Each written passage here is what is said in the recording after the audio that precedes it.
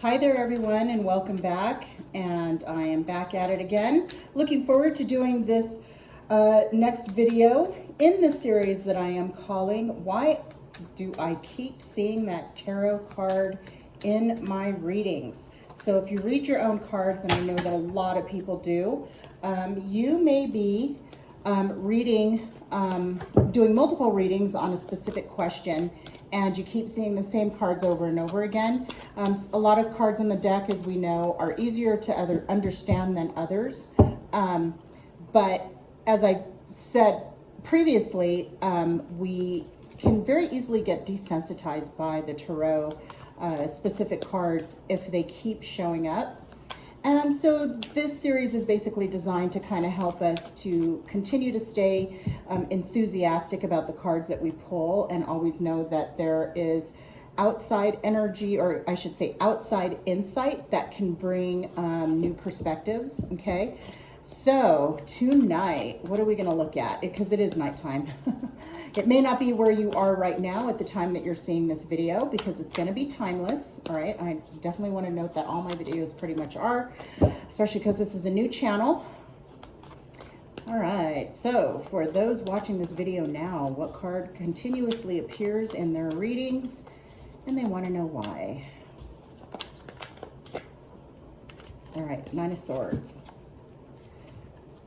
Okay, if you keep seeing the Nine of Swords in your reading,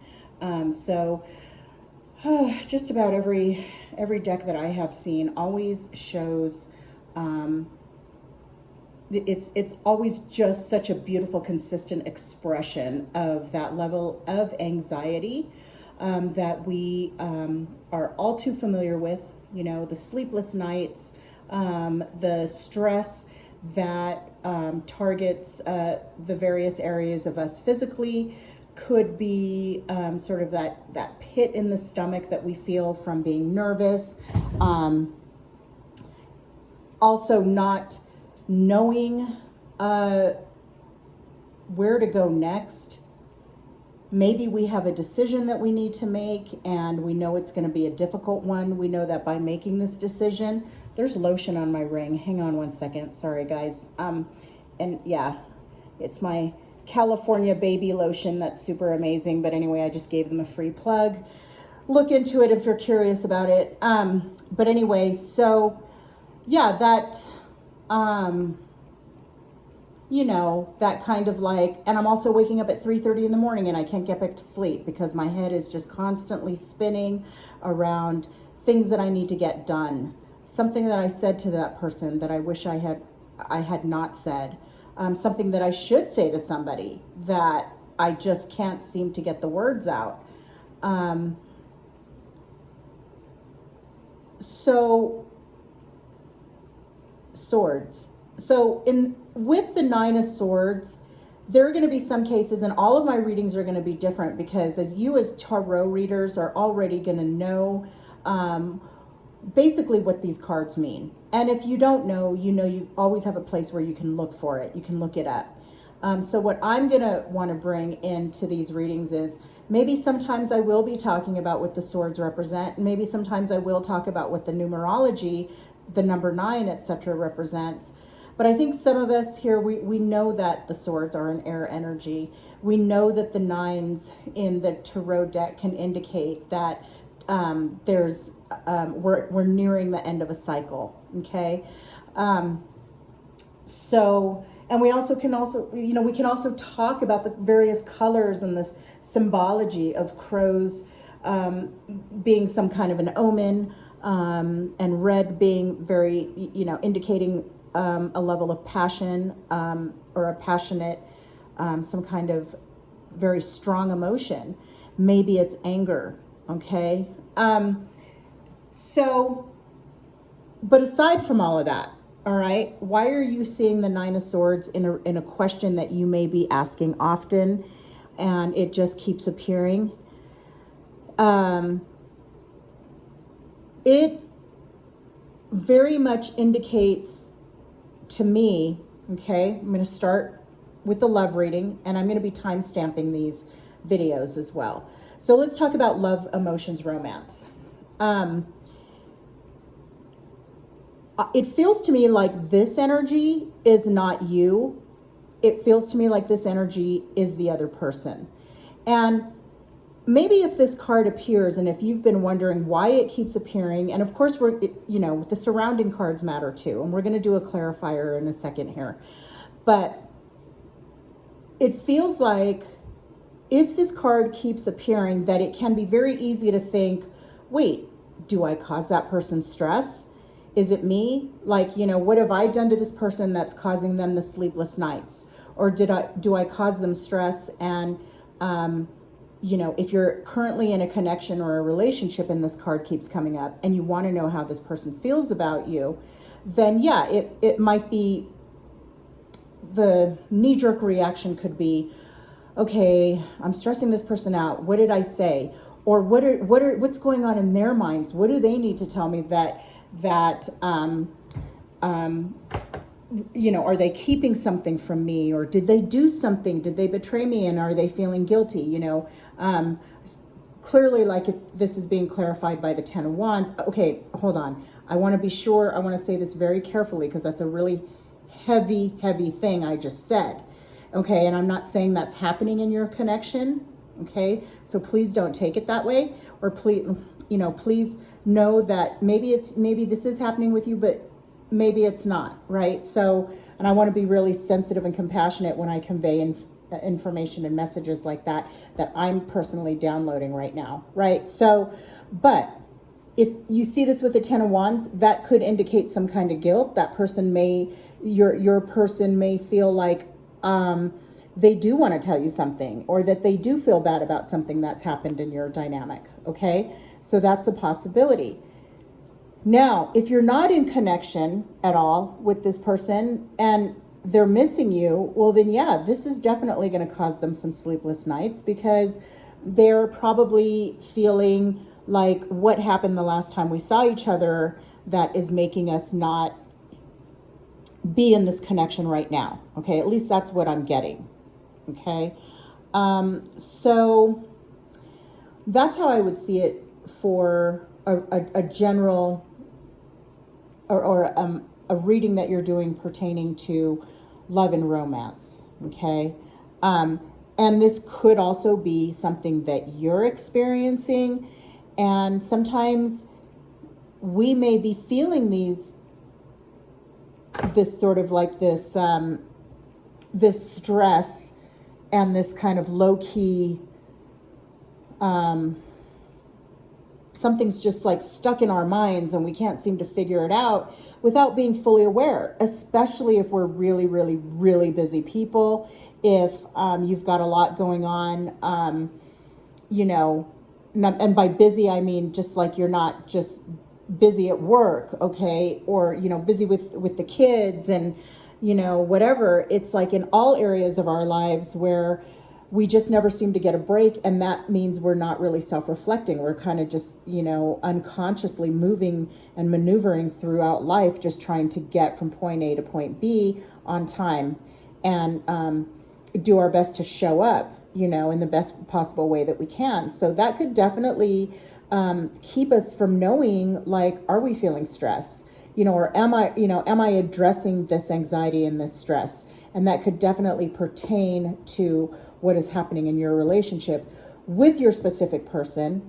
And maybe when you see this card, checking the surrounding cards and saying, is this their energy or my energy? Or doing a spread where it's like, is this their energy or is this my energy? And then that can give you some insight and give you an opportunity to even, grow, right? So like, what is it that we're putting off that we're not really addressing? So that would be the Nine of Swords in the context of love and romance, according to my interpretation. Now, if we pivot to workplace, if I see the Nine of Swords in the workplace, in a workplace reading, I know that I am being guided to really ask myself, am I happy there in this particular setting? Is there just general stress? So if the Nine of Swords is surrounded by a lot of major arcana cards. Pardon me. I feel like that is gonna tell me that there's stress on a systemic level, on an organizational level, and it's not necessarily an individual thing. I may even question, like, what's going on in leadership? What are they keeping from staff? That, you know, are there changes coming down the pipeline? You know, I would want to know all of that. But from an individual point of view, I mean, if you're waking up at 3:30 in the morning and the first thing that you start thinking about is how heavy your workload is at work, or you know, how you're constantly in meetings, you're always on Zoom or whatever it is you're doing, and it's like, when do you actually get to do the work? You know, maybe you have to like roll that work into the weekends. Well, then that's like a really sort of, you know, goes without saying, straightforward interpretation of the Nine of Swords, you know. But then could there be something deeper, you know? And that's what I would always be questioning with clarifying cards in my readings around the workplace. Am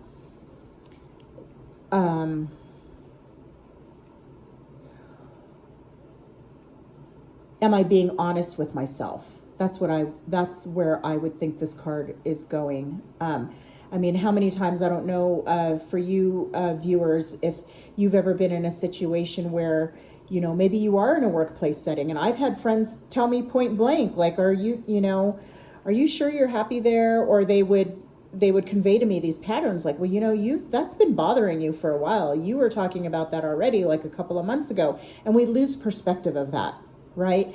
So I would definitely take this as as a message to pay attention to in a workplace reading.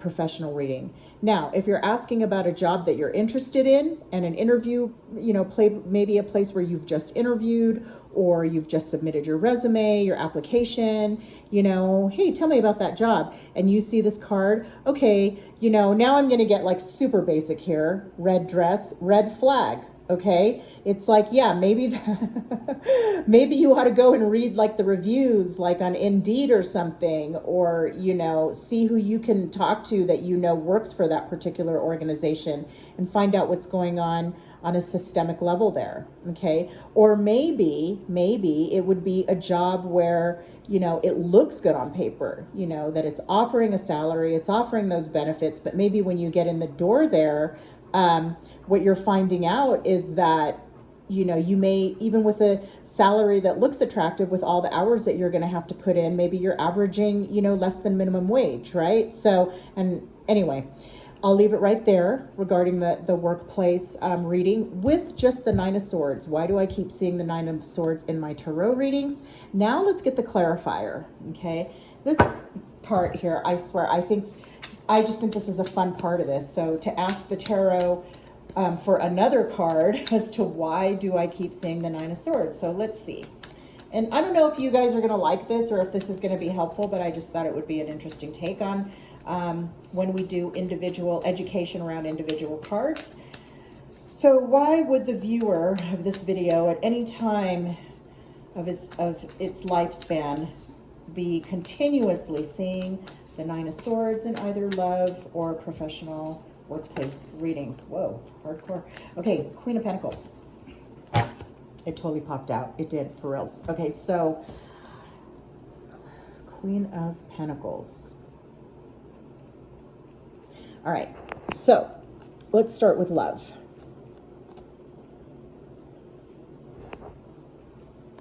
Okay, so the Queen of Pentacles in love readings is a very respected feminine energy. She is not just successful and abundant, and of course very beautiful, and very earthy and solid, but she's also the nurturer. Okay, she's able, and she's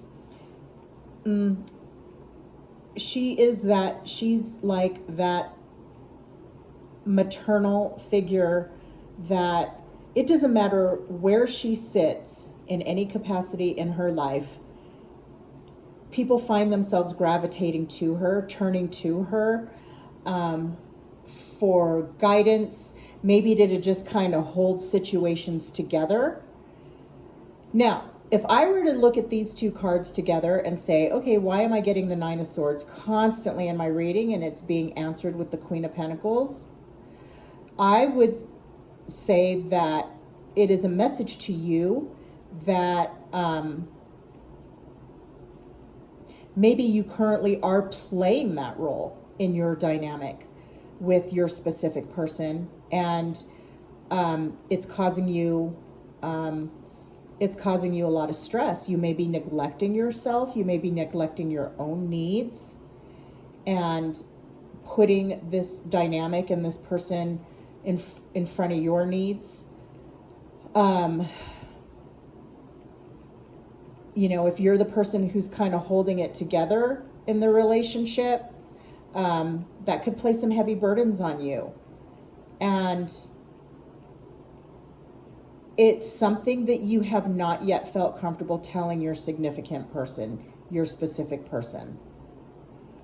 Now, if you're not in contact with this person, or you find yourself single, or you're not in contact with the specific person you want to be with, and you're getting you're getting Queen of Pentacles clarifying why you keep seeing the Nine of Swords, it feels to me like you really want this relationship with this person or a person to get to this level, and maybe you're afraid you're never going to find it, you're never going to have it.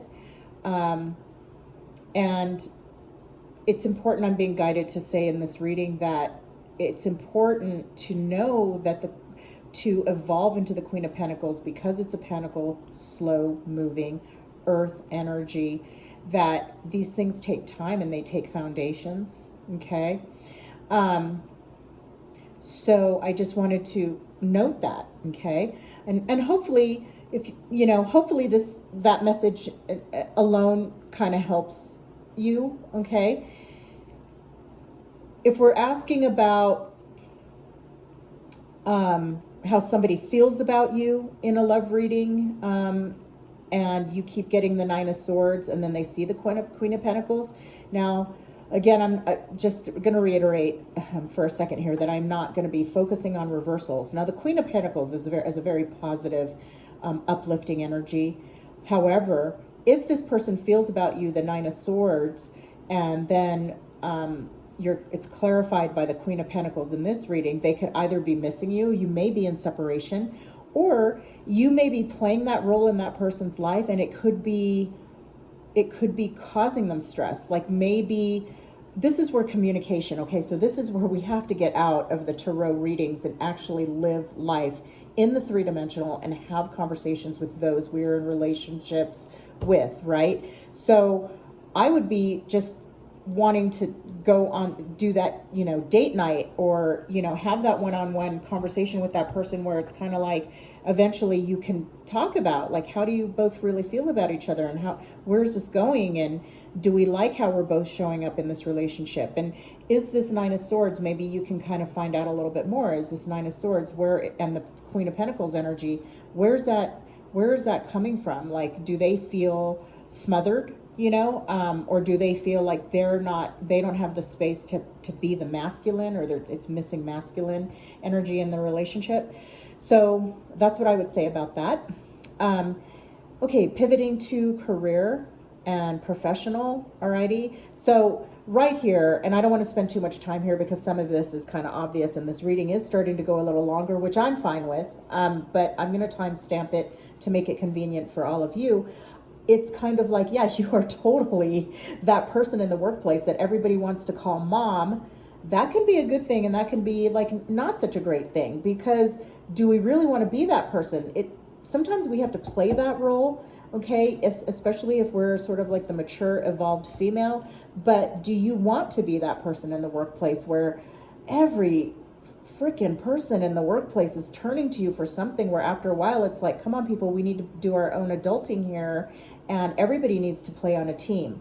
Some people, okay, some of you viewers, and I'm not judging here, but some people get off on that. They want to be like that person where you know, like even if as moms, like, you know, all the kids go to their homes after school because you've got all the snacks and blah, blah, blah, blah, blah. Okay, some people really get off on having that kind of like playing that role in their communities and even in the workplace, right? So, but here, this person, this Nine of Swords, if you're doing that at the expense of your feeling stress because you're neglecting your own needs, or you know that somehow boundaries have been crossed, then yeah, that maybe it's time to reevaluate that. If you are asking about other people in the workplace, the person who plays this role as Queen of Pentacles or who does resemble this, and by the way, Queen of Pentacles from a physical point of view, historically, traditionally, can be dark-skinned, dark-haired female, okay?